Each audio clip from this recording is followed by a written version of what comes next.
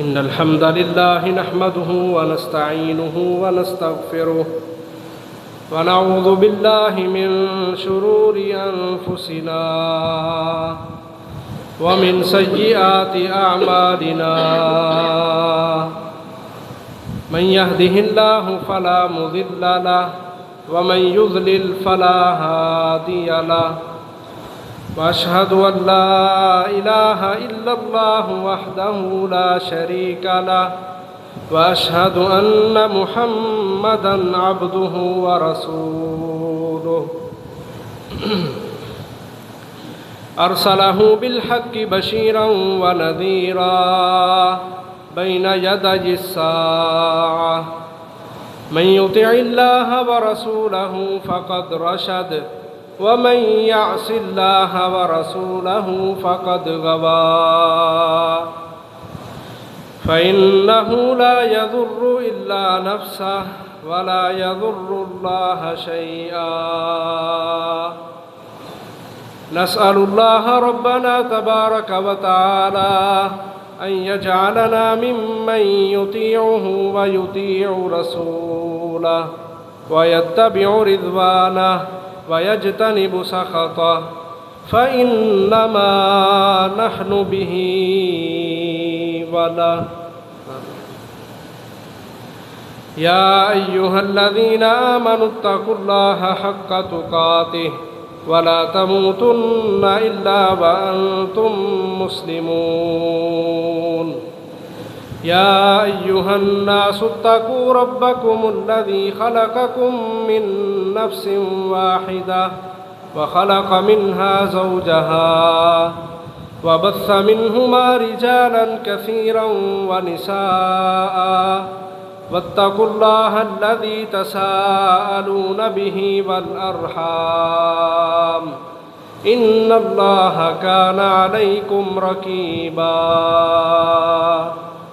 يا أيها الذين آمنوا اتقوا الله وقولوا قولا سديدا يصلح لكم أعمالكم ويغفر لكم ذنوبكم ومن يطع الله ورسوله فقد فاز فوزا عظيما أما بعد فإن خير الحديث كتاب الله وخير الهدي هدي محمد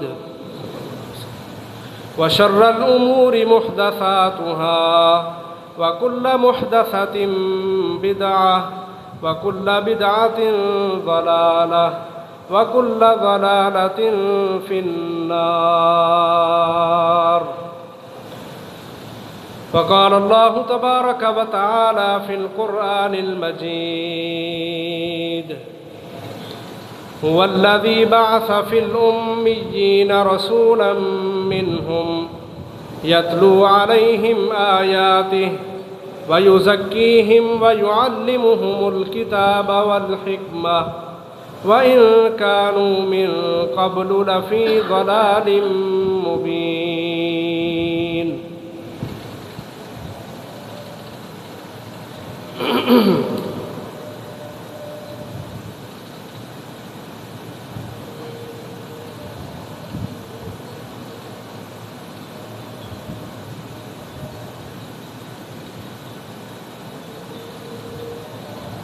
ماہ ربیع الاول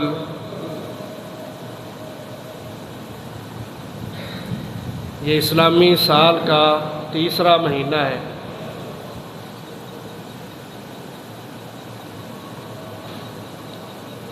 اس مہینے میں ہمارے پیارے پیغمبر جناب محمد الرسول اللہ صلی اللہ علیہ وسلم کی ولادت ہوتی ہے۔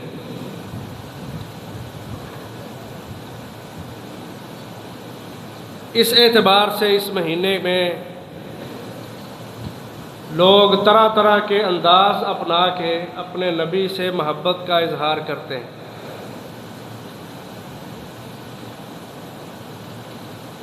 میں آج آپ کے سامنے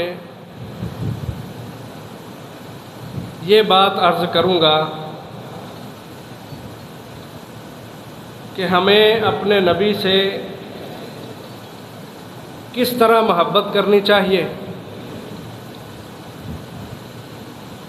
اور اس کو سمجھنے سے پہلے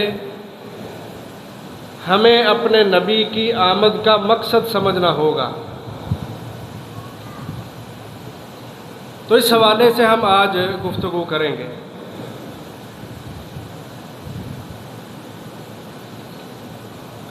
اللہ تعالیٰ نے قرآن مجید میں خود اپنے نبی کی آمد کا مقصد واضح کر دیا ہے۔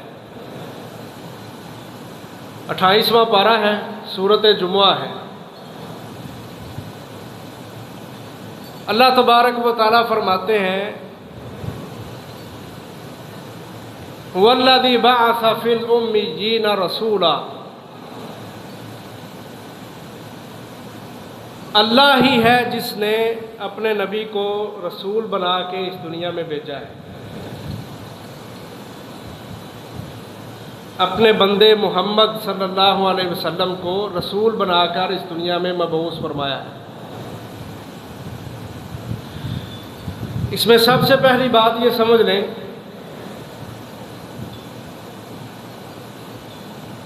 کہ رسول بنانے کا اختیار یہ اللہ کے پاس ہے، کسی اور کے پاس نہیں ہے۔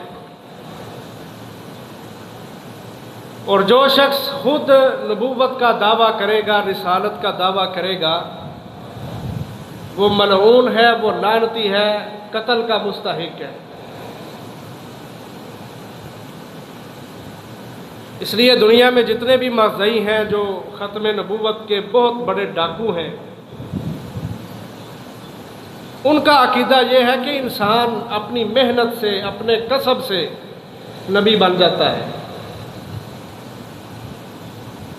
لیکن قرآن مجید میں اللہ تبارک و تعالیٰ اس چیز کو واضح کر رہے ہیں کہ یہ اختیار اللہ کے پاس ہے۔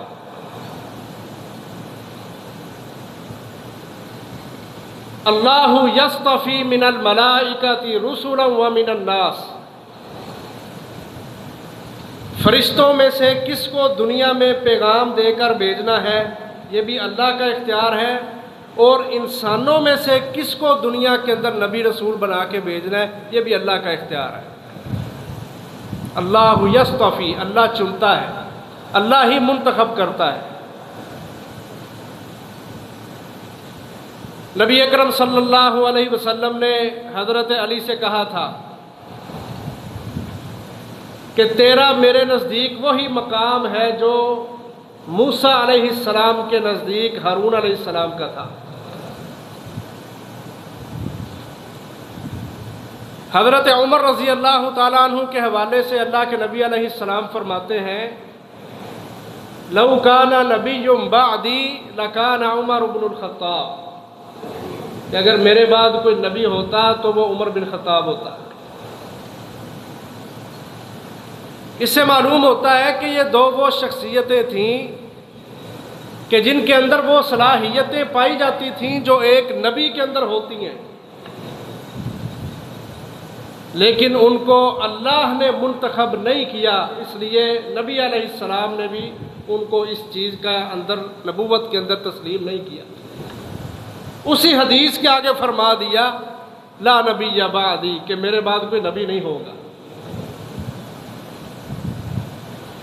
تو اس سے معلوم ہوتا ہے کہ انسان کے پاس اگرچہ وہ صفات ہوں جو ایک نبوت والے شخص کو دی جاتی ہیں، لیکن چونکہ اس کو اللہ نے نہیں چنا اس لیے وہ کبھی بھی نبی رسول نہیں بن سکتا۔ تو سب سے پہلی بات یہ ذہن نشین کر لیں کہ یہ جو آیت ہے نا هو الذی بعث فی الامیین، جس میں نبی علیہ السلام کی آمد کا مقصد بیان کیا گیا ہے، ہم آج اسی کی ترجمہ اور تفسیر کریں گے۔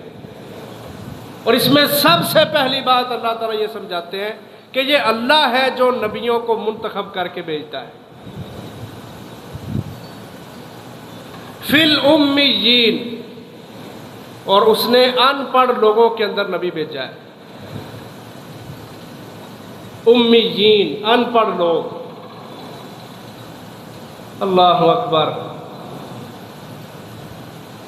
ابراہیم علیہ السلام کے بیٹے تو اور بھی تھے، لیکن دو بیٹے ایسے ہیں جن کو قرآن مجید کے اندر جن کا تذکرہ اللہ احکم الحاکمین نے کیا ہے اور ان کو نبی بنایا ہے، پھر آگے ان کی نسلوں کے اندر بھی نبی آئے۔ ان میں ایک اسحاق علیہ السلام ہے اور دوسرے اسماعیل علیہ السلام ہے۔ ذرا اس بات کو سمجھنا، اللہ تعالیٰ نے اسحاق علیہ السلام کو نبی بنایا، آگے ان کے بیٹے یعقوب علیہ السلام کو نبی بنایا اور آگے ان کے بیٹے یوسف علیہ السلام کو نبی بنایا۔ جو بڑی خوبصورت لڑی ہے، ایک باپ بھی نبی ہے، بیٹا بھی نبی ہے، پوتا بھی نبی ہے، پڑ پوتا بھی نبی ہے، اور یہ سارے نبی بنی اسرائیل کے اندر آتے رہے ہیں۔ پہلے جب اللہ تعالیٰ نبی بھیجتے تھے نا، تو وہ کسی ایک امت کے لیے، کسی ایک علاقے کی طرف، کسی ایک ملک کے لیے اللہ تعالیٰ نبی بھیجتے تھے۔ بڑی دفعہ ایسا بھی ہوا ہے کہ ایک ایک وقت میں کتنے کتنے نبی دنیا میں آئے ہیں، اور اس کی ایک مثال آپ کو قرآن مجید میں ملتی ہے کہ ابراہیم علیہ السلام کے دور میں لوط علیہ السلام بھی نبی بن کے آئے تھے۔ ٹھیک ہے، تو اللہ تعالیٰ نے جتنے بھی نبی بھیجے، ابراہیم علیہ السلام کے بیٹے اسحاق سے لے کر عیسیٰ علیہ السلام تک، یہ سارے نبی بنی اسرائیل کے اندر آئے ہیں۔ اب جو اسماعیل علیہ السلام کا خاندان تھا، وہ آپ جانتے ہیں جب حضرت ہاجرہ نے، ابراہیم علیہ السلام نے حضرت ہاجرہ کو اور اسماعیل کو مکہ کی آبادی میں چھوڑ دیا تھا۔ تھوڑی سی کھجوریں تھی پاس، تھوڑا سا پانی تھا پاس، وہ ختم ہو گیا۔ بیٹا بچہ بھوک سے روتا ہے، چیخو پکار کرتا ہے، ہاجرہ بھاگتی ہیں، کبھی صفا پہ چڑھتی ہیں، کبھی مروہ پہ چڑھتی ہیں پانی کی تلاش کے لیے۔ اللہ تبارک و تعالیٰ فرشتہ بھیجتا ہے، وہ پر مارتا ہے، وہاں سے چشمہ پھوٹ پڑتا ہے، جس کو آج ہم زمزم کے نام سے جانتے ہیں۔ اسماعیل علیہ السلام، ان کی والدہ ہاجرہ علیہ السلام، ابراہیم علیہ السلام نے ان کو یہاں پہ چھوڑا تھا۔ ربنا انی اسکنت من ذریتی بواد غیر ذی زرع عند بیتک المحرم، اللہ میں نے تیرے حرمت والے گھر کے پاس اپنی بیوی کو اور اپنے بچے کو چھوڑ دیا ہے۔ پہلا بیٹا اسحاق ہے اسماعیل بڑے تھے، اسحاق چھوٹے تھے، لیکن ان کی نسل سے سارے نبی عیسیٰ علیہ السلام تک بنی اسرائیل میں آتے رہے۔ اب جو اسماعیل ہیں، یہ آ کے عربوں کی سرزمین پہ آباد ہوئے، اور یہاں پہ کوئی کنواں نہیں تھا، کوئی درخت نہیں، کچھ بھی نہیں تھا۔ زمزم کا اہتمام ہوا، وہ سارا قصہ آپ جانتے ہیں، میں تفصیل میں نہیں پڑھتا۔ ایک تجارتی قافلہ وہاں سے گزر رہا تھا، ایک قبیلہ جس کو بنو جرہم کہا جاتا تھا، اس قبیلے کے لوگوں نے دیکھا کہ آگے تو ہم یہاں سے گزرتے ہیں تو یہاں تو پانی کا نام و نشان نہیں ہوتا، اور آج اوپر چیلیں اڑ رہی ہیں، کوے اڑ رہے ہیں، تو یہ وہاں ہی ہوتے ہیں جہاں پہ کوئی پانی ہوتا ہے۔ انہوں نے تلاش کیا تو زمزم کے کنویں پہ آگے پہنچ گئے، اور انہوں نے اپنا بسیرا ادھر ہی کر لیا، ہمیشہ کے لیے وہاں پہ اپنا ٹھکانہ بنا لیا۔ اسماعیل بڑے ہوئے تو ان کی شادی جرہم قبیلے کے ہی ایک عورت کے ساتھ کر دی گئی۔ اس طرح یہ عرب لوگ بڑی دیر تک وہاں پہ آباد رہے۔ ان کے اندر اللہ تبارک و تعالیٰ نے کسی نبی کو نہیں بھیجا۔ بات سمجھ آ رہی ہے؟ دو بیٹے ہیں، اسحاق کے نسل میں بہت سارے نبی بھیجے بنی اسرائیل کی طرف۔ عیسیٰ علیہ السلام تک بنی اسرائیل میں نبی آتے رہے، اور جو دوسرا بیٹا ہے اس کی نسل میں ابھی تک کوئی نبی نہیں ہے۔ ابراہیم علیہ السلام سے لے کر محمد الرسول اللہ صلی اللہ علیہ وسلم کے آنے تک 3000 سال کا عرصہ ہے۔ عربوں کے اندر کوئی نبی ہے ہی نہیں۔ انہوں نے اپنا عقیدہ بلا دیا۔ تجارتی تو ہے تھے، کاروبار بھی بڑے تھے، ہے بھی سردار تھے، کھانے پینے والے لوگ تھے، لیکن عقیدہ پاس نہیں تھا، دین پاس نہیں تھا۔ اس وجہ سے اللہ تعالیٰ نے ان کو قرآن مجید میں ان پڑھ کہا ہے، امیین، ان پڑھ، کہ ان کے پاس کبھی کوئی نبی آیا ہی نہیں تھا جو ان کو آ کے بتاتا دنیا کیسے گزارنی ہے اور آخرت کی کیسے تیاری کرنی ہے۔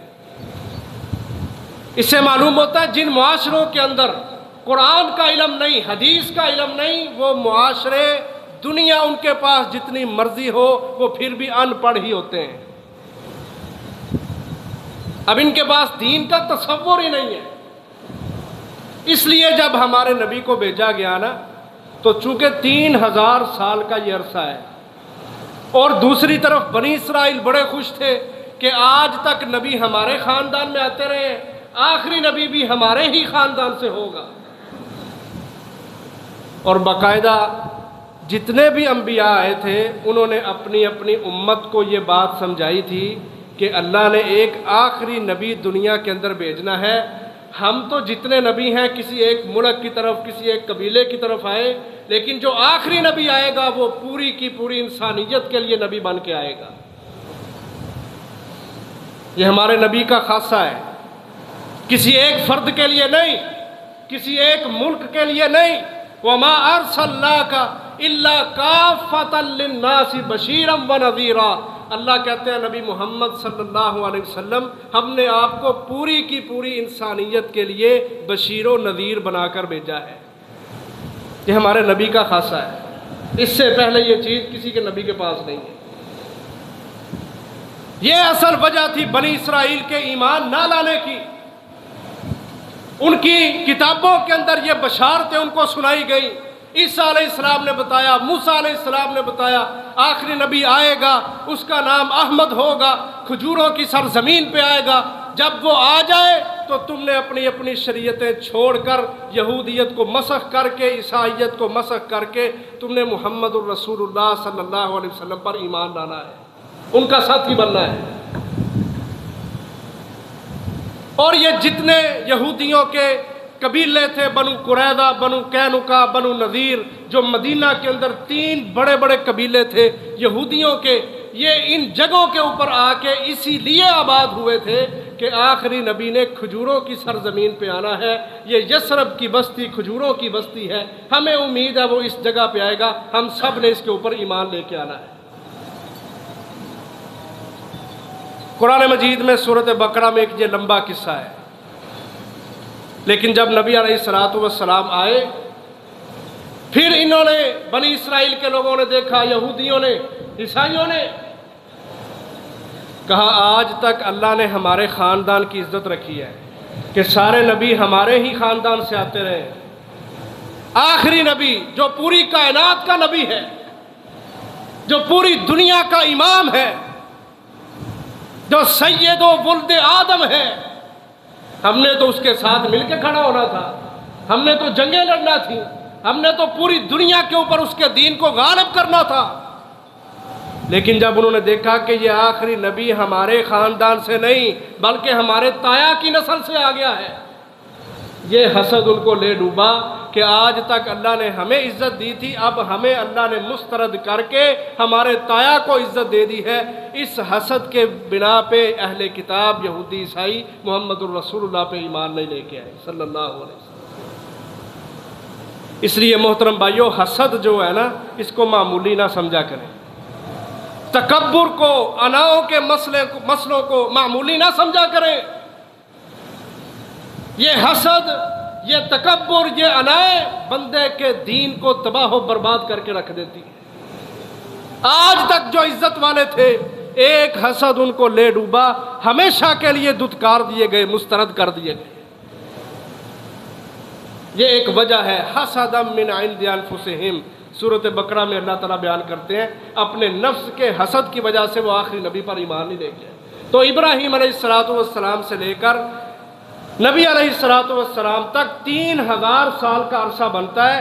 اس سارے عرصے کے اندر عربوں میں کوئی نبی رسول نہیں آیا، کوئی سمجھانے والے نہیں آئے، اس لیے اللہ فرماتے ہیں الامیین، یہ لوگ ان پڑھ تھے، یعنی ان کو دین کا علم ہی نہیں تھا۔ اس لیے ان کے اندر بت پرستی تھی، اس لیے ان کے عقیدے خراب تھے، اس لیے ان کے اخلاقیات، ان کے معاملات سب کچھ بگڑا ہوا تھا، جس کو آج ہم لوگ زمانہ جاہلیت کے نام سے تعبیر کرتے ہیں۔ تو اللہ کہتے ہیں ہم نے ان پڑھ لوگوں کے اندر، یعنی اس معاشرے کے اندر جو گناہوں سے بھرا ہوا معاشرہ تھا، وَكُنْتُمْ عَلَىٰ شَفَا حُفْرَةٍ مِّنَ النَّارِ، اور یہ سارا معاشرہ جہنم کے گڑھے کے کنارے پہ کھڑا تھا، برائیاں کر کر کے، بد عملیاں کر کر کے جہنم کے کنارے پہ کھڑے تھے۔ اللہ کی رحمت نے جوش مارا، اللہ نے انسانیت کو جہنم میں گرنے سے بچانے کے لیے، جنتوں کا راہی بنانے کے لیے، وَمَا أَرْسَلْنَاكَ إِلَّا رَحْمَةً لِّلْعَالَمِينَ، اللہ نے جہان والوں پہ رحمت کرتے ہوئے ان کو جہنم سے بچانے کے لیے اپنے آخری نبی محمد صلی اللہ علیہ وسلم کو نبی بنا کے بھیجا کہ ان جاہلوں کو جا کے تعلیم دے اور جہنم میں گرنے سے بچائے۔ ہم ترجمہ کرتے ہیں وَمَا أَرْسَلْنَاكَ إِلَّا رَحْمَةً لِّلْعَالَمِينَ، ہمارے نبی جہان والوں کے لیے رحمت بن کے آئے ہیں، اور رحمت کا تعلق تو اللہ کے ساتھ ہے۔ اس کا صحیح ترجمہ یہ ہے کہ جہان والوں پر رحمت کرتے ہوئے اللہ تبارک و تعالیٰ نے اپنے نبی محمد کو نبی بنا کے بھیجا ہے صلی اللہ علیہ وسلم، کہ یہ جہنم میں گرنے والے تھے۔ اس لیے اللہ کے رسول فرمایا کرتے تھے میری مثال اس شخص کی طرح ہے کہ جو شخص آگ جلاتا ہے اور پتنگے اور چھوٹے چھوٹے کیڑے مکوڑے اس آگ میں آ کے گرتے ہیں، وہ بندہ اس آگ کے پاس بیٹھا ان پتنگوں کو، ان کیڑے مکوڑوں کو اپنے ہاتھ سے اڑاتا ہے، اپنی چادر سے بگاتا ہے کہ کہیں یہ آگ میں نہ گر جائے۔ کہ یہی مثال میری ہے، میں تمہیں تمہاری کمر سے پکڑ پکڑ کے جہنم میں گرنے سے بچا رہا ہوں۔ نبی کی تعلیمات، قرآن و حدیث کا علم، یہ واحد وہ چیز ہے جو انسان کو جہنم میں گرنے سے بچاتی ہے۔ دنیا کے علم کے اندر یہ تاثیر نہیں ہے۔ اس لیے وہ معاشرے کہ جن معاشروں کے اندر دینی علم کا تصور ہی نہیں ہوتا، یا لوگ بے پرواہی کر جاتے ہیں کہ کیا ضرورت ہے قرآن پڑھنے کی، کیا ضرورت ہے حدیث پڑھنے کی، اپنی اولادوں کو دنیا پڑھاؤ، اچھا انجینئر بناؤ، اچھی پوسٹ کے اوپر اس کو نوکری مل جانی چاہیے۔ واللہ وہ معاشرے جو دین سے خالی ہوتے ہیں وہ دنیا پڑھ لکھ کے بھی بالکل جاہل ہی ہوتے ہیں، ان پڑھ ہی ہوتے ہیں۔ ہمارے نبی اس لیے آئے ہیں کہ دنیا کو جہالتوں سے نکالیں۔ جس شخص کے پاس یہ علم ہے نا کہ میں نے نماز کیسے پڑھنا ہے، میرا عقیدہ کیا ہے، عقیدہ سب سے بڑی بیس ہے نا۔ جس بندے کو یہ علم ہے کہ اللہ اس دنیا کا خالق ہے، محمد الرسول اللہ اس دنیا کے لیڈر اور رہنما ہے، قسم ہے اللہ کی یہ بندہ دنیا میں سب سے بڑی ڈگری لے کے کھڑا ہوا ہے۔ اس کے پاس سند ہے اللہ کو دکھانے کے لیے اور جہنم سے بچنے کے لیے، سب سے بڑی ڈگری اس کے پاس ہے۔ ہم غلط رستے پہ چل پڑے ہیں، اللہ تعالی ہمیں محفوظ فرمائے۔ ایک رسول بھیجا، فرمایا ان ان پڑھ معاشروں کے اندر رسولا منہم، اللہ تعالیٰ نے ایک رسول بھیج دیا۔ رسول وہ ہوتا ہے جو سابقہ نبیوں کی بھی تصدیق کرے اور نئی شریعت بھی اس کو ملی ہو، یہ ہوتا ہے رسول۔ ہمارے نبی محمد صلی اللہ علیہ وسلم رسول ہیں۔ سابقہ جتنے نبی ہیں آپ صلی اللہ علیہ وسلم ان کی تصدیق بھی کرتے ہیں، آسمانی کتابوں کو بھی سچا مانتے ہیں، اور نئی شریعت قرآن دے کر ہمارے نبی کو دنیا میں بھیجا گیا ہے۔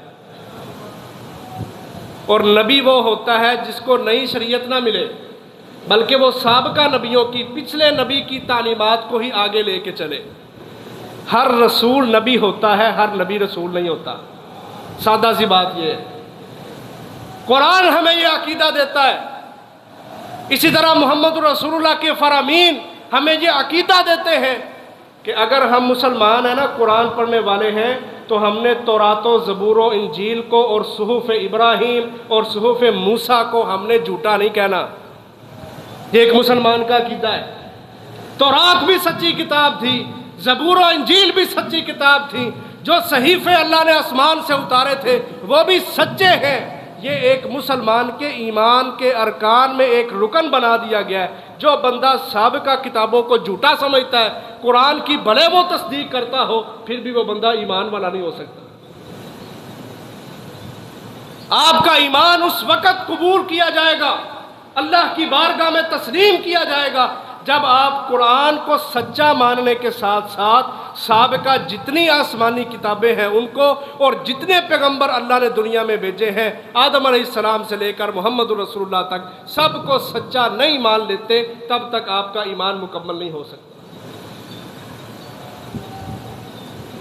وہ ایک فرشتے نے آ کے پوچھا تھا نا، جو انسانی شکل میں، حضرت جبریل تھے، انسانی شکل میں آئے، اللہ کے نبی کے پاس آ کے پوچھا تھا، اے اللہ کے رسول مل ایمان، ایمان کیا ہے؟ تو اللہ کے نبی نے فرمایا ان تؤمن باللہ وملائکتہ وکتبہ ورسلہ والیوم الآخر والقدر خیرہ وشرہ، کہ تمہارا اللہ پر، فرشتوں پر، سارے کے سارے رسولوں پر، ساری کی ساری کتابوں پر، آخرت پر اور اچھی اور بری تقدیر پر ایمان لانا، الایمان، فرمایا یہ ایمان ہے، یہ ایمان کے ارکان میں شامل ہے۔ وملائکتہ وکتبہ ورسلہ، کتب کتاب ان کی جمع ہے، رسول کی جمع رسول ہے، سارے پیغمبر، ساری کتابیں جتنی بھی اللہ نے آسمانوں سے اتاری ہیں وہ سب سچی ہیں۔ جب بندہ اس چیز کا اپنے دل سے اظہار کرتا ہے پھر وہ مومن ہے۔ تو رسولاً، ایک رسول اللہ کا منعقمین نے بھیج دیا۔ اب ہمارے نبی کے آنے کا مقصد کیا ہے، اس کو ذرا سمجھنا ہے ہم نے۔ ہم آج بھول چکے ہیں اس سبق کو، ٹائم بڑا تھوڑا ہے، میں مختصر سا آپ کے سامنے رکھتا ہوں۔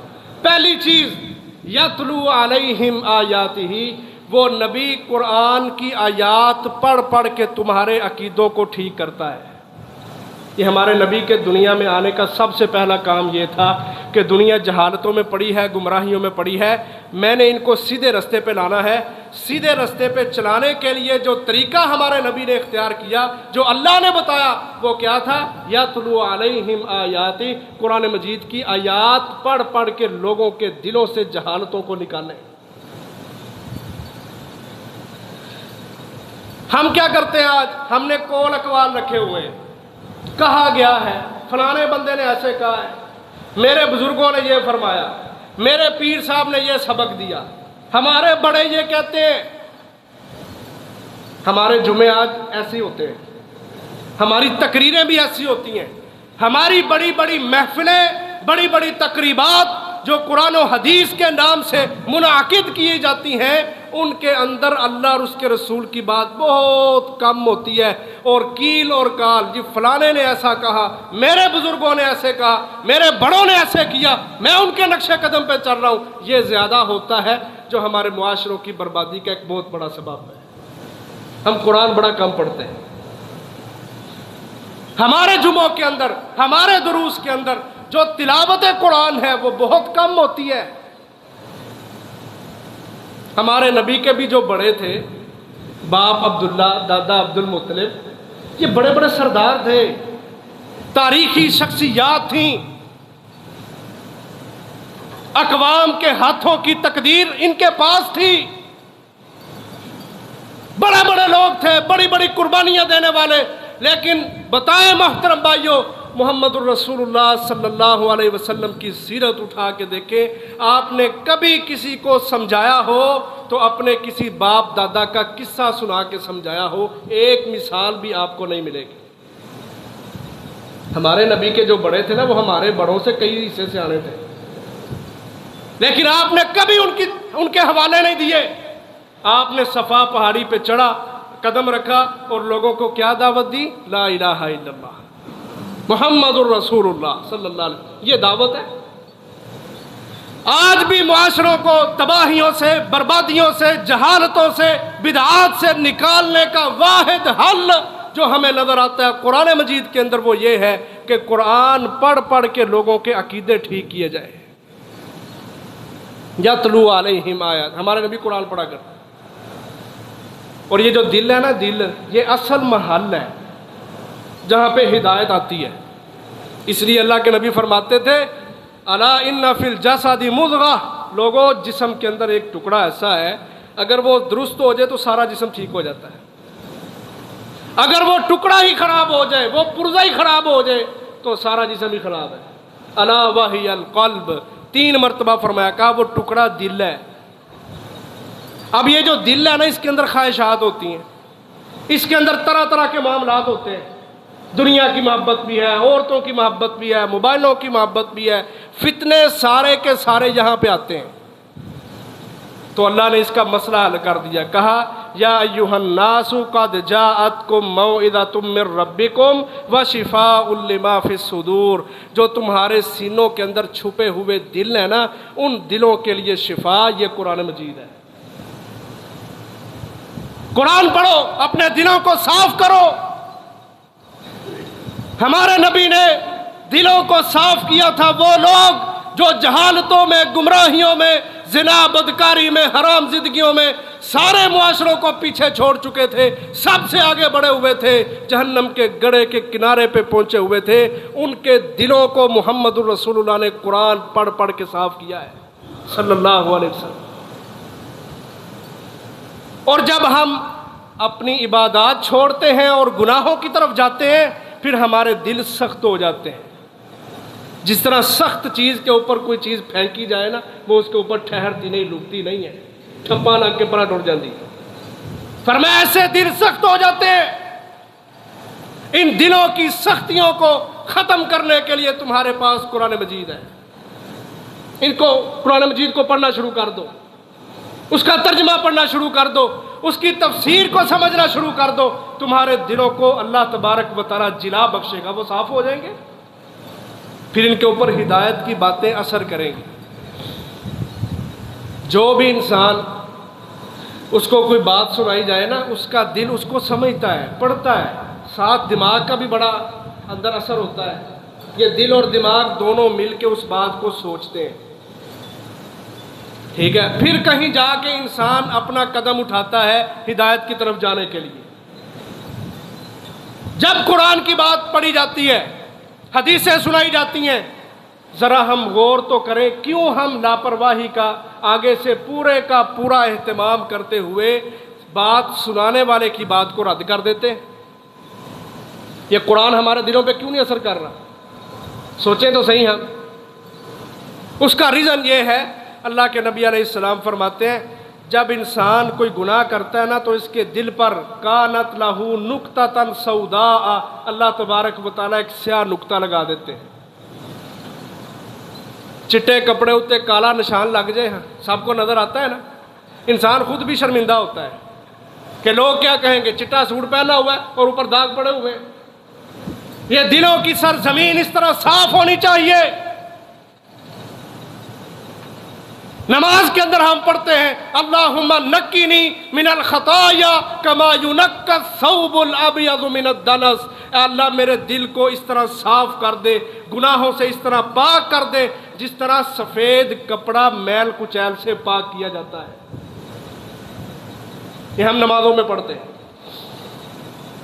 لیکن گناہوں کی وجہ سے اللہ کے رسول کہتے ہیں اگر بندہ توبہ کر لینا فَإِن تَابَ وَاسْتَغْفَرَ، اگر بندہ توبہ کر لے، استغفار کر لے، اللہ تبارک و تعالیٰ اس کے دل سے وہ سیاہی ختم کر دیتے ہیں، اس کا دل کا جو کپڑا ہوتا ہے وہ صاف ستھرا ہو جاتا ہے۔ اور اگر وہ توبہ نہ کرے، فرمایا وہ نقطے لگ کے سارا دل سیاہ بھی ہو جاتا ہے، پھر اور سیاہ ہو جاتا ہے، ایک وقت آتا ہے کہ وہ دل کالا سیاہ سختی کے ساتھ بھر جاتا ہے۔ پھر آپ کیا کریں گے؟ فرمایا پھر جتنا مرضی قرآن پڑھو، جتنی مرضی حدیثیں پڑھو، کوئی مولوی بات کرے، کوئی حدیث سنائی جائے، بندے نو اثر ہوندہ ہی کوئی نہیں، وہ اپنے دل سے سوچتا سمجھتا ہی نہیں ہے، وہ اپنی غفلت کے اندر پڑا رہتا ہے۔ وہ بجائے بات کو سمجھنے کے، شیطان نے اس کے دل کو کالا کر دیا ہے، وہ اس بات پہ کھڑا ہو جاتا ہے کہ تو ہونا کون ہے مینوں مسئلہ دسن والا۔ آپ کو بڑے ایسے ملیں گے معاشرے میں، سناؤ ذرا کسی کو حدیث، کسی کو مسئلہ، کسی بندے کے اندر اگر کوئی گناہ ہے نا، اس کو اس حوالے سے حدیث یا قرآن کی آیت سنائی جائے، بجائے یہ کہ وہ یہ تسلیم کرے کہ یار ہاں میری غلطی ہے، میں اپنی غلطی کی اصلاح کروں، وہ اس طرف آتا ہی نہیں، کہتا تو کون ہوتا مجھے مسئلے سنانے والا۔ اور جب دل سیاہ ہو جاتے، واللہ دنیا کے اوپر بڑے بڑے عذاب بھی کیوں نہ آئے، بندہ ٹس سے مس نہیں ہوتا۔ دیکھ لو ملک بہ رہا ہے سیلاب میں، یا آپ کے قریب سیلاب آیا ہوا ہے، کہ ساڈے نمازی ودے نے، کیا مسجد کے اندر نمازوں کے وقت رش لگا؟ وہاں سیلفیاں لینے کے لیے اور سیلاب کی صورتحال معلوم کرنے کے لیے سب پہنچے ہوئے ہیں، رش لگا ہوا ہے وہاں پہ۔ گورنمنٹ اعلان کر رہی ہے، کہتی ہے رش نہ ہو، آبادیاں خالی کرو، یہاں سے نکل جاؤ، مسجدوں کو آباد کرنا چاہیے۔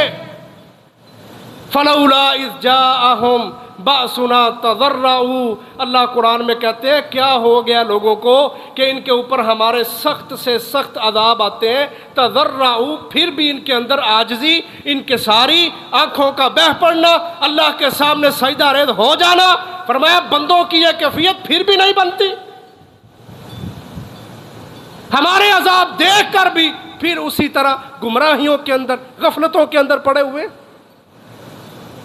اور آگے اللہ نے وجہ بیان کی، فرمایا وَلَٰكِن قَسَتْ قُلُوبُهُمْ وَزَيَّنَ لَهُمُ الشَّيْطَانُ مَا كَانُوا يَعْمَلُونَ، کہا اس کی وجہ یہ ہے کہ ان کے دل سخت ہو چکے ہیں، اور جو یہ دنیا داری کما رہے ہیں شیطان نے ان کو ان کی دنیا داری بڑی خوبصورت کر کے دکھائی ہوئی ہے۔ ان کو اپنی دنیا عزیز ہے، اپنے کاروبار عزیز ہے، اپنے موبائل عزیز ہے، اپنی بیویوں کے نخرے عزیز ہے، دنیا داری سر پہ چڑھی ہوئی ہے، عذاب آ رہے ہیں، سیلاب آ رہے ہیں، زلزلے آ رہے ہیں، ان کے دل ٹس سے مس نہیں ہو رہے۔ قسد قلوبہم، دل سخت ہو چکے۔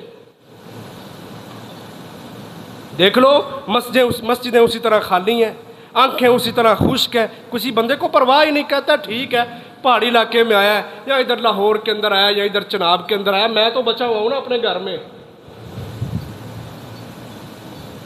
کوئی بھارتی آبی جارحیت کا نام دیتا ہے، اور یہاں بھارتیوں کے مسئلے نہیں، یہ رب کی طرف سے آبی جارحیت ہے جو ہماری کرتوتوں کا شاخسانہ ہے۔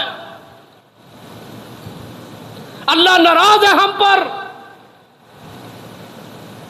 لیکن ہم ایسے دلیر ہیں کہ ہم واللہ اپنی غلطی کو ماننے کے لیے تیار نہیں ہیں۔ ہم آج بھی بڑے مطمئن، بڑے ٹھنڈے ہو کے اپنی دنیا کے اندر مگن ہیں، نہ ہمارے دل ڈرتے ہیں، نہ ہمارے کردار کے اندر یہ پاور آتی ہے کہ فجر کی اذانوں میں سب کچھ قربان کر کے اللہ سے ڈر کے مسجد کے اندر جا پہنچوں۔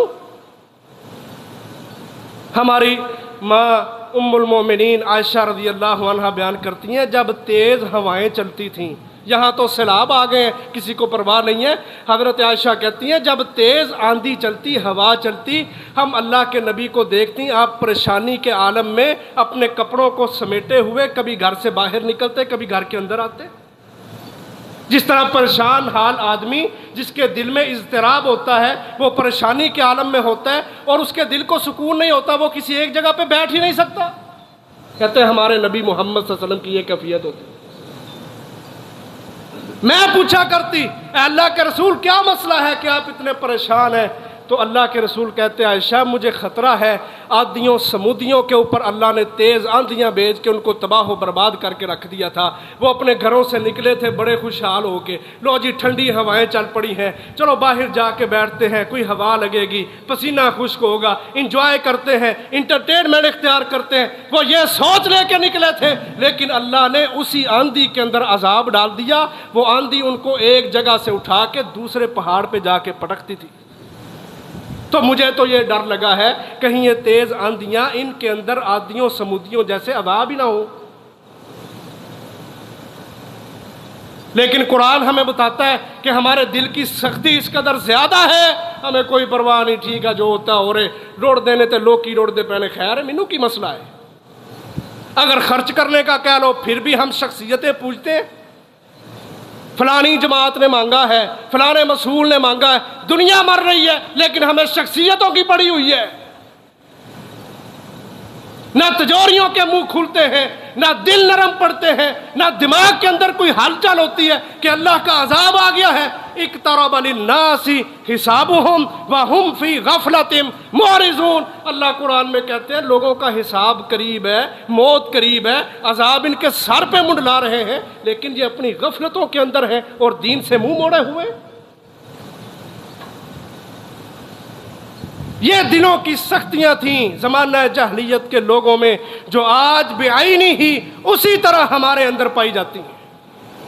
ان سختیوں کو دور کرنے کے لیے ہمارے نبی محمد صلی اللہ علیہ وسلم دنیا میں آئے، یتلو علیہم آیاتہ، اور قرآن کی آیات پڑھ پڑھ کے ان کی سختیوں کو دور کیا، جو کبھی ڈرا کرتے تھے اسلام قبول کرنے سے، جن کے دلوں میں انائیں تھیں، تکبر تھے، حسد تھے، جو چھوٹی چھوٹی معصوم جانوں کو، بچیوں کو زندہ درگور کیا کرتے تھے، ان کی مثالیں پھر دنیا میں نہیں ملتی کہ انہوں نے اپنے بھائیوں کے لیے ہر چیز کو قربان کر دیا تھا۔ ہم یہ سب کچھ جانتے ہیں لیکن ٹس سے مس نہیں ہوتے، عذاب ہمارے سروں پہ منڈلاتے ہیں لیکن ہمیں کوئی فکر نہیں ہوتی۔ تو اللہ کے نبی نے آنے کا مقصد قرآن میں اللہ نے بیان کیا۔ ہمارا نبی اس لیے آیا ہے، یہ جو ربیع الاول میں تم خوشیاں مناتے ہو، یہ بعد میں، سب سے پہلے مقصد سمجھو۔ میرے نبی کے آنے کا مقصد، مشن کیا تھا؟ یتلو علیہم آیاتی، قرآن پڑھ پڑھ کے لوگوں کے سخت دلوں سے، ان کے دلوں سے وہ کالے گناہوں کے مادے لوتھڑے جو اندر داخل ہو چکے ہیں ان کو ختم کرنا، اور قرآن کی آیات ان کے دلوں کے اندر داخل کرنا۔ کیونکہ جب قرآن آ جاتا ہے نا تو پھر دل بڑا نرم پڑ جاتا ہے، پھر بندہ ہدایت کو بھی قبول کرتا ہے اور عمل میں بھی سب سے آگے ہوتا ہے۔ وَيُزَكِّيهِمْ، دوسرا مقصد نبی کے آنے کا یہ ہے کہ وہ ان بندوں کا تزکیہ نفس کرنا چاہتا ہے۔ یُزَكِّيهِمْ، تزکیہ کرنا، اس کے اندر تین چیزیں ہوتی ہیں۔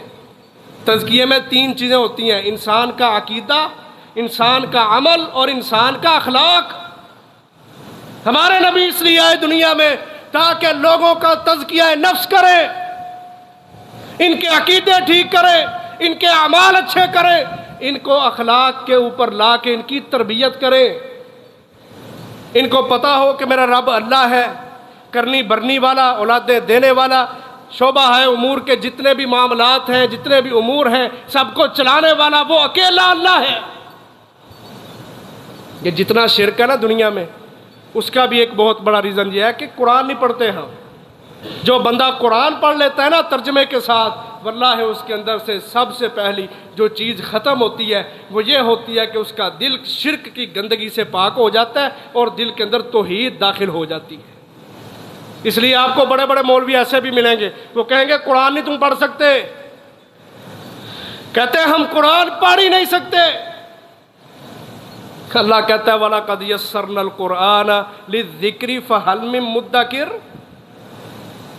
ہم نے اس قرآن کو بڑا آسان بنایا ہے، کیا اس قرآن پہ کوئی غور و فکر کرنے والا موجود ہے؟ یہ اللہ کہہ رہا ہے، لیکن ہم کہتے ہیں قرآن نہیں ہم پڑھ سکتے، ہمارے دماغ کمزور ہے۔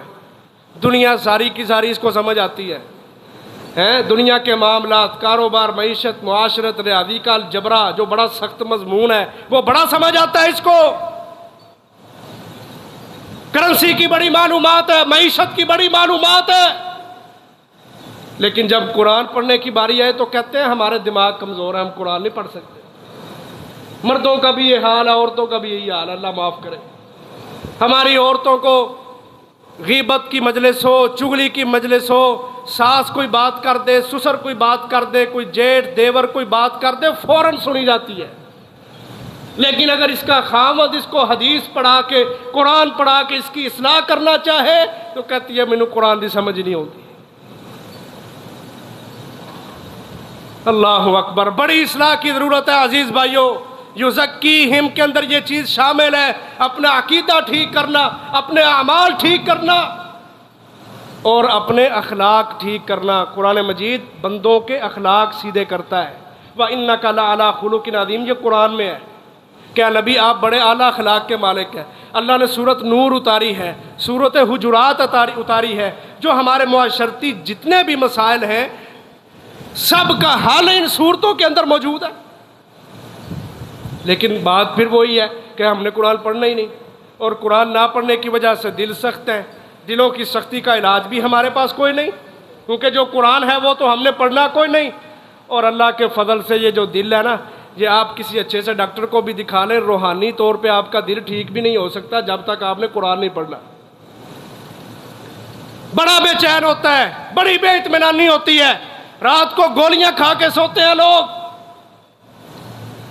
اللہ کا قرآن صدا لگا رہا ہے، الا بذکر اللہ تطمئن القلوب۔ او لوگوں، ہارٹ اٹیکوں سے اور گندے اور نجس خیالوں سے بچنا چاہتے ہو تو ذکر اللہ، قرآن کی تلاوت، دین اسلام تمہارے پاس ہے، اس کو پڑھ لو، دیکھ دل کو سکون ملتا ہے یا نہیں۔ ہمارے نبی تو کوئی گولی نہیں کھاتے تھے، کوئی جڑی بوٹی استعمال نہیں کرتے تھے۔ آپ تو رات کو بستر پہ بیٹھتے، سورۃ ملک پڑھتے، سورۃ الف لام میم السجدہ پڑھتے، آیت الکرسی پڑھتے، آخری کل پڑھتے، سورۃ البقرہ کی آخری 2 آیات پڑھتے، دائیں کروٹ لیتے، دایاں ہاتھ رخسار کے نیچے رکھتے اور سو جاتے۔ ہم نے یہ طریقہ چھوڑا، ہمیں رات کو نیند نہیں آتی۔ دنیا کی وجہ سے پریشان لوگ، نماز چھوٹ گئی، صدقہ نہیں کیا، آج کسی کے کام نہیں آیا میں آج، یہ بے چینی دل کو ہوتی نہیں؟ ایمان کمزور ہے۔ تزکیے کے اندر یہ چیز شامل ہے۔ ہمارے نبی اس لیے دنیا میں آئے تاکہ لوگوں کے اخلاق اچھے کریں، ان کے دلوں میں احساس پیدا کریں انسانیت کا، درد پیدا کریں امت کا، اور کھڑا کریں امت کے لوگوں کو دین پر، اسلام پر، عبادات پر، دعوت پر، جہاد پر۔ یہ ہمارے نبی کی آمد کا مقصد ہے۔ وَيُعَلِّمُهُمُ الْكِتَابَ وَالْحِكْمَةَ، اور آخری بات کہ ان کو قرآن و حدیث کی تعلیم دیں۔ ہمارے نبی کا کام صرف یہ نہیں تھا کہ آپ 5 وقت نماز پڑھا کے کہتے جی میں اللہ دا نبی ہوں، یا لوگ دیکھ کے کہتے یہ جو چلتا پھرتا انسان ہے نا یہ اللہ کے نبی ہے۔ نہیں، ہمارے نبی نے سب سے پہلے عمل کر کے دکھایا ہے۔ آپ ایک ایک شخص کے لیے رول ماڈل ہیں، آئیڈیل ہیں، نمونہ ہیں۔ آپ استاد تھے، معلم تھے، حدیث میں ہے انما بعثت معلما، لوگوں مجھے استاد بنا کر بھیجا گیا ہے۔ کہیں اللہ کے نبی کہتے ہیں میں تمہارے لیے ایک والد کی حیثیت رکھتا ہوں۔ جس طرح ایک والد اور ایک استاد اپنے بچے کی اصلاح اور اس کی تربیت اور اس کو معاشرے کا مہذب ترین فرد بنانا چاہتا ہے، میں محمد الرسول اللہ صلی اللہ علیہ وسلم تمہارے لیے ایک والد کی حیثیت رکھتا ہوں، ایک استاد کی حیثیت رکھتا ہوں۔ اور میں کسی ایک فرد کو نہیں بلکہ ساری کی ساری امت کو مہذب بنا کے کل قیامت کے دن اللہ کے دربار میں جہنم سے بچانا چاہتا ہوں، جنت کا راہی بنانا چاہتا ہوں۔ وَيُعَلِّمُهُمُ الْكِتَابَ وَالْحِكْمَةَ، وہ نبی قرآن اور حدیث کی تعلیم دینے کے لیے آیا ہے۔ اس لیے محترم بھائیو، قرآن پڑھا کرو، حدیث پڑھا کرو، تمہیں پتہ چلے زندگی کیسے گزارنا ہے۔ دنیا کے اندر کوئی بھی ایسی مخلوق نہیں ہے جس کے لیے واللہ فرشتے اپنے پر بچھاتے ہوں۔ کبھی غور تو کریں اس بات پہ۔ نہ صالحین کے لیے، نہ عبادت گزاروں کے لیے، نہ مجاہدین کے لیے۔ واحد وہ بچہ جو اپنے گھر سے نکلا، قرآن اس نے سینے سے لگایا، صحیح البخاری کو اس نے اٹھایا، مسجد کے اندر آ کے ایک خستہ حال صف کے اوپر بیٹھ گیا اور قال اللہ اور قال الرسول پڑھا۔ فرمایا واحد یہ طالب علم ہے جب اپنے گھر سے نکلتا ہے۔ وَإِنَّ الْمَلَائِكَةَ لَتَضَعُ أَجْنِحَتَهَا، فرمایا فرشتے اپنے پروں کو اس بچے کے قدموں کے نیچے بچھاتے ہیں۔ اس طالب علم کا، جو دین کا طالب علم ہے، پاؤں بھی زمین پہ نہیں لگنے دیتے۔ اور دنیا میں کوئی مخلوق ایسی نہیں ہے جو اس طالب علم کے لیے دعا نہ کرتی ہو۔ فرمایا سمندروں کی تہوں میں پڑی ہوئی کالی چٹانیں، ان کالی چٹانوں میں چلنے والی کالی چیونٹیاں، وہ بھی اس بندے کے لیے جو اپنے گھر سے قرآن کا علم لینے کے لیے، حدیث کا علم لینے کے لیے نکلتا ہے، اس بندے کے حق میں بخشش کی دعائیں کرتی ہیں۔ ہمارے نبی اس کام کے لیے آئے ہیں۔ وَيُعَلِّمُهُمُ الْكِتَابَ وَالْحِكْمَةَ، کہ اپنی امت کے لوگوں کو قرآن کی تعلیم دینا، حدیث کی تعلیم دینا۔ دنیا بھی پڑھو، پڑھو دنیا بھی، لیکن دین سے کنارہ کش نہ ہو، دین کو اپنے ساتھ رکھو، بلکہ دین کو اولین ترجیح میں رکھو۔ دنیا کے قانون غلط ہیں، اور آج جو ہمیں پڑھایا جاتا ہے یہ سب کچھ چوڑوں کی طرف سے آتا ہے، کافروں کی طرف سے۔ یہ جتنے ہمارے ہم سمجھتے ہیں ہمارے نوجوان، یہ آئی کام کر رہا ہے، یہ بی کام کر رہا ہے، یہ سی کام کر رہا ہے، وہ پتہ نہیں کیا کیا کام کر رہا ہے، یہ جتنے ہمارے نوجوان ہیں، یہ جتنی بھی تعلیم آج لے رہے ہیں، یہ اسلام کی تعلیم نہیں ہے، یہ یہودیوں عیسائیوں کی تعلیم ہے۔ 76 سال سے بنا ہوا پاکستان، پاک ملک، آپ ذرا نتارا کر لو وہ تسی سارے دے سارے، دیکھ لیں آپ کتنے سے ایسے نوجوان یونیورسٹیوں سے نکلے جو محمد بن قاسم کی سوچ رکھنے والے، صلاح الدین ایوبی کی طرح میدانوں میں کود جانے والے، خالد ابن ولید کی طرح اپنے اسلحے کو ہمیشہ تیار رکھنے والے۔ دکھا 76 سالہ تاریخ کے اندر کوئی ایک بندہ ایسا ہو جو کسی یونیورسٹی نے فارغ کیا ہو، جو یہ عقیدہ رکھتا ہو کہ میں نے دنیا سے جہالتوں کا خاتمہ کرنا ہے اور اسلام کو پوری دنیا کے اوپر غالب کرنا ہے۔ یہ بڑی بڑی حقیقتیں ہمارے سامنے، لیکن پھر بھی ہم ٹاس سے ماس نہیں ہوتے۔ اللہ تعالی ہمیں اپنی اصلاح کرنے کی توفیق دے۔ تو عزیز بھائیو، ربیع الاول کے مہینہ میں جس میں یہ جشن منائے جاتے ہیں اور اس خوشی کا اظہار کیا جاتا ہے کہ ہمارے نبی اس مہینے کے اندر پیدا ہوئے تھے، میں نے آپ کے سامنے قرآن مجید کی آیت سے 28ویں پارے کی سورۃ جمعہ کی دوسری آیت پڑھ کے آپ کے سامنے وہ مقصد واضح کیا ہے جو اللہ نے بتایا ہے، اور کوئی اپنی بات نہیں کی، صرف اس آیت کی تفسیر آپ کے سامنے رکھی ہے کہ ہمارے نبی کا دنیا میں آنے کا مقصد اور مشن یہ ہے کہ لوگوں کی اصلاح ہو جائے، ان کے دل گندگی کے اندر نہ رہیں، ان کے دماغ پاکیزہ ہو، نفس پاکیزہ ہو، عقیدے اچھے ہو جائیں، عمل اچھے ہو جائیں، اخلاق اچھے ہو جائیں، اور اپنے گھروں کو، اپنے معاشروں کو ٹھیک کرنے کے ساتھ ساتھ وَيُعَلِّمُهُمُ الْكِتَابَ وَالْحِكْمَةَ، یہ پوری دنیا کے اوپر غلبہ اسلام کے لیے کردار ادا کریں۔ ان لوگوں کو جو قرآن و حدیث کو نہیں جانتے، ان کو قرآن و حدیث کی تعلیم دیں۔ ہمارے نبی اس لیے عزیز بھائیو دنیا کے اندر آئے ہیں، ہم نے اس مشن کو سمجھنا بھی ہے اور انشاءاللہ اپنی زندگیوں کے اندر نافذ بھی کرنا ہے۔ اللہ تعالیٰ سے دعا ہے اللہ تعالیٰ ہم سب کو اس پر عمل کرنے کی اور اس عظیم مقصد اور مشن کو سمجھنے کی توفیق عطا فرمائے۔ وآخر دعوایا ان الحمد للہ رب العالمین۔